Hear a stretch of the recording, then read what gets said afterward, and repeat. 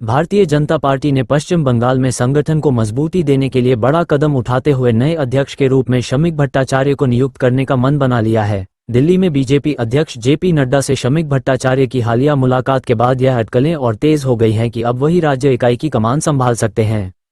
कोलकाता स्थित बीजेपी मुख्यालय में आज नामांकन प्रक्रिया चल रही है और गुरुवार को औपचारिक घोषणा की संभावना जताई जा रही है। वर्तमान अध्यक्ष सुकांत मजूमदार का कार्यकाल समाप्त हो चुका है और अब पार्टी नए नेतृत्व के साथ आगामी रणनीतियों को धार देने की तैयारी कर रही है। सुकांत मजूमदार, जो वर्तमान में केंद्रीय शिक्षा राज्य मंत्री भी हैं, का कार्यकाल पिछले वर्ष समाप्त हो गया था। उनके नेतृत्व में पार्टी ने कुछ उपलब्धियां तो हासिल की, लेकिन संगठनात्मक स्तर पर असंतोष की भी खबरें आती रहीं। 2026 के विधानसभा चुनावों की चुनौती शमिक भट्टाचार्य के सामने सबसे बड़ी चुनौती 2026 में होने वाले पश्चिम बंगाल विधानसभा चुनाव होंगे। पार्टी को उम्मीद है कि अनुभवी नेता के रूप में शमिक संगठन में नई ऊर्जा भरेंगे और बंगाल में टीएमसी के प्रभाव को चुनौती देंगे।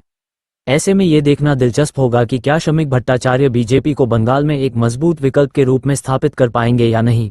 फिलहाल दिल्ली से लेकर कोलकाता तक इस बदलाव को लेकर चर्चाएं गर्म हैं।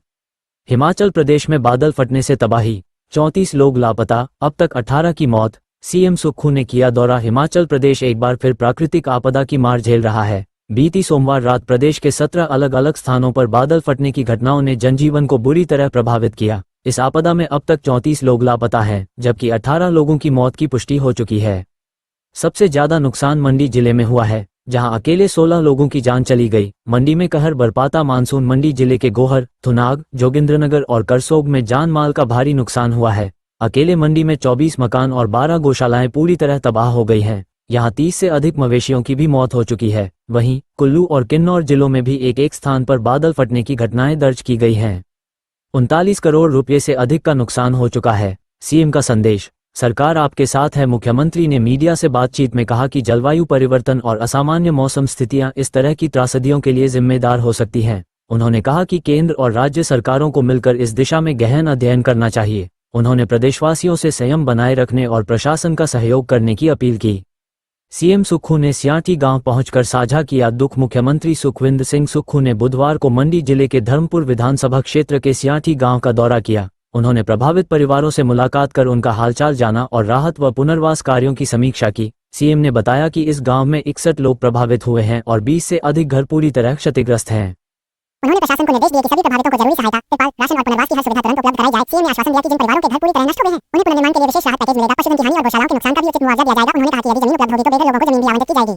राहत कार्यों में जुटे एनडीआरएफ एसडीआरएफ के जवान। प्रदेश में एनडीआरएफ और एसडीआरएफ की टीमें लगातार लापता लोगों की तलाश और राहत कार्यों में जुटी हुई हैं। अब तक 332 से अधिक लोगों को रेस्क्यू कर सुरक्षित स्थानों पर पहुंचाया गया है, लेकिन कई इलाकों में संचार सेवाएं बाधित हैं, जिससे राहत कार्यों में भी मुश्किलें आ रही हैं। वायुसेना से भी मांगी गई मदद। मुख्यमंत्री ने बताया कि प्रदेश में बड़े पैमाने पर तबाही के चलते वायुसेना से मदद मांगी गई है। उन्होंने कहा कि बिजली बोर्ड और जलशक्ति विभाग के कर्मचारियों के अवकाश रद्द कर दिए गए हैं और बाहरी कार्य युद्धस्तर पर जारी है। हमीरपुर में भी निर्माण कार्यों का निरीक्षण करते हुए सीएम ने कहा कि प्रभावितों को हर संभव मदद दी जाएगी। नेता प्रतिपक्ष जयराम ठाकुर ने किया क्षेत्रीय दौरा। पूर्व मुख्यमंत्री और नेता प्रतिपक्ष जयराम ठाकुर ने भी आपदा प्रभावित क्षेत्रों का दौरा किया। वो सराज क्षेत्र के बक्सियाड़, बाकली और कुकला पहुंचे। जयराम ठाकुर ने कहा कि यह अब तक की सबसे भयावह आपदा है। उन्होंने कहा कि कुकला और बाकली के पुल पूरी तरह बह चुके हैं और अब इन क्षेत्रों के लिए रोपवे ही एकमात्र आवागमन का साधन है। उन्होंने मांग की कि रोपवे को 24 घंटे चालू रखा जाए और लोगों को राहत सामग्री व राशन ले जाने की सुविधा भी दी जाए। उन्होंने केंद्र सरकार से हेलीकॉप्टर के जरिए राहत सामग्री और बीमार बुजुर्गों के रेस्क्यू की अपील की। प्रभावित ग्रामीणों का दर्द। स्थानीय ग्रामीणों ने बताया कि खड्डों और छोटी नदियों ने विकराल रूप धारण कर लिया। मंदिर, घर, सड़कें, वाहन और घरेलू सामान पानी में बह गए। बाकली और कुकला गांवों में अभी तक प्रशासन की ओर से राहत की कोई ठोस व्यवस्था नहीं की गई है। प्रभावितों ने जल्द से जल्द टेंट, राशन और सुरक्षित आश्रय की मांग की है। विधायक अनिल शर्मा का निरीक्षण। मंडी के सदर विधायक अनिल शर्मा ने मंडी शहर के टारना, जेल रोड, रघुनाथ पदर आदि क्षेत्रों में हुए नुकसान का निरीक्षण किया। उन्होंने नगर निगम और प्रशासन को राहत कार्यों में तेजी लाने के निर्देश दिए और टारना की लिंक रोड की निर्माण गुणवत्ता की जांच कराने के आदेश भी दिए। कुल नुकसान 283 करोड़ से अधिक। राज्य सरकार के अनुसार 20 जून से 1 जुलाई तक की अवधि में बादल फटने, बाढ़ और भूस्खलन जैसी घटनाओं में अब तक 51 लोगों की मौत हो चुकी है। 103 लोग घायल हुए हैं और 22 लापता हैं। प्रदेश को अब तक 283। खबर, प्रधानमंत्री नरेंद्र मोदी एक ऐतिहासिक दौरे पर हैं। वो पहुंचे हैं त्रिनिदाद और टोबैगो, एक ऐसा देश जहां भारत की जड़ें न सिर्फ मजबूत हैं बल्कि संवैधानिक शिखर पर विराजमान हैं। ये दौरा कई मायनों में ऐतिहासिक है। 26 साल बाद कोई भारतीय प्रधानमंत्री त्रिनिदाद और टोबैगो की धरती पर कदम रख रहा है। आखिरी बार 1999 में प्रधानमंत्री अटल बिहारी वाजपेयी यहां आए थे। अब 2025 में प्रधानमंत्री नरेंद्र मोदी त्रिनिदाद की प्रधानमंत्री कमला सुशीला प्रसाद बिसेसर के निमंत्रण पर इस देश में पहुंचे हैं और खास बात यह है कि इस देश के तीनों शीर्ष संवैधानिक पदों राष्ट्रपति, प्रधानमंत्री और लोकसभा स्पीकर पर भारतीय मूल के नेता विराजमान हैं। राष्ट्रपति क्रिस्टीन कालाकंगालू, प्रधानमंत्री कमला सुशीला प्रसाद बिसेसर और लोकसभा स्पीकर जगदेव सिंह, तीनों की जड़ें भारत से जुड़ी हुई हैं। त्रिनिदाद और टोबैगो में भारतीयों की आबादी करीब 15 लाख है और यह रिश्ता 180 साल पुराना है। 1845 में पहली बार भारतीय मजदूरों को यहां लाया गया था। अब वे इस देश के सामाजिक, सांस्कृतिक और राजनीतिक ढांचे में एक मजबूत स्तंभ बन चुके हैं। प्रधानमंत्री मोदी की इस यात्रा का उद्देश्य सिर्फ राजनीतिक नहीं, बल्कि भावनात्मक और सांस्कृतिक भी है।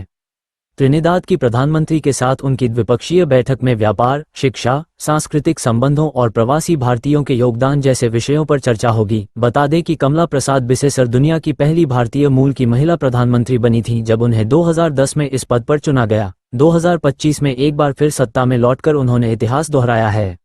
पीएम मोदी की यह यात्रा न केवल कूटनीतिक रिश्तों को नई ऊंचाई देगी, बल्कि दुनिया भर में फैले भारतीय मूल के लोगों के लिए भी यह गर्व और सम्मान का क्षण है।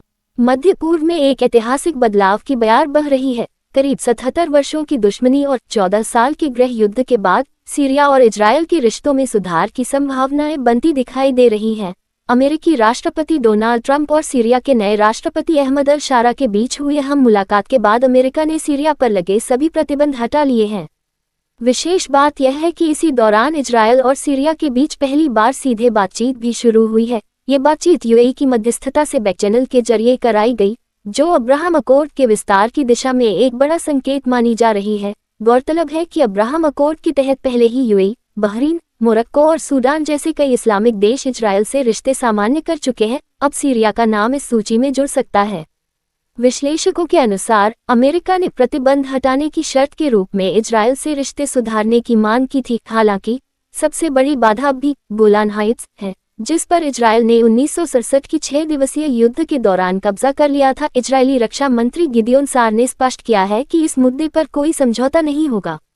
वहीं सीरियाई लेखक रॉबिन यासिन कसाब का मानना है कि जब तक इस विवाद का हल नहीं निकलता, रिश्ते सामान्य करना बेहद कठिन रहेगा। इसके बावजूद युद्ध से थके और बदहाल आर्थिक स्थिति से जूझ रहे सीरियाई नागरिक अब शांति और स्थिरता की मांग कर रहे हैं। ऐसे में इजरायल से संबंध सुधारने की मांग जमीनी स्तर पर भी तेज हो रही है। यदि यह प्रक्रिया आगे बढ़ती है तो ये सिर्फ इजरायल और सीरिया नहीं, बल्कि पूरे पश्चिम एशिया की भू राजनीतिक तस्वीर को बदल कर रख सकती है। पाकिस्तान ने जुलाई 2025 के लिए संयुक्त राष्ट्र सुरक्षा परिषद (UNSC) की अध्यक्षता संभाल ली है। इस पर पाकिस्तान ने पहली आधिकारिक प्रतिक्रिया देते हुए कहा कि वह कानून और बहुपक्षवाद के सम्मान को बढ़ावा देने के उद्देश्य, विनम्रता और दृढ़ विश्वास के साथ अपनी जिम्मेदारी निभाएगा। गौरतलब है कि जनवरी 2025 में पाकिस्तान को 2 साल के लिए UNSC का अस्थायी सदस्य चुना गया था। उसे 193 में से 182 देशों का भारी समर्थन मिला। सुरक्षा परिषद की अध्यक्षता मासिक आधार पर 15 सदस्य देशों के बीच अंग्रेजी वर्णानुक्रम अल्फाबेटिकल ऑर्डर के आधार पर बदलती है और जुलाई का महीना पाकिस्तान के हिस्से आया है। क्या भारत को चिंतित होना चाहिए? विशेषज्ञों की माने तो यह अध्यक्षता अधिकतर औपचारिक होती है और इसे कोई विशेष अधिकार नहीं मिलते। पाकिस्तान इस मंच का उपयोग कश्मीर मुद्दे को उठाने की कोशिश जरूर कर सकता है, लेकिन परिषद के स्थायी सदस्य जैसे अमेरिका, फ्रांस और ब्रिटेन पहले ही भारत के रुख का समर्थन करते रहे हैं। ऐसे में पाकिस्तान की कोशिशें ज्यादा असरदार नहीं मानी जा रही हैं। हालांकि ये स्थिति भारत के लिए कूटनीतिक रूप से सतर्क रहने का संकेत जरूर देती है। UNSC अध्यक्ष बनने के बाद पाकिस्तान के राजदूत मुनीर अकरम और प्रतिनिधि इफ्तिखार चौधरी संयुक्त राष्ट्र महासचिव एंटोनियो गुतारेस से भी मुलाकात कर चुके हैं। उन्होंने विश्व में बढ़ती अस्थिरता, संघर्ष और मानवीय संकटों पर चर्चा की और जुलाई की कार्यसूची साझा की।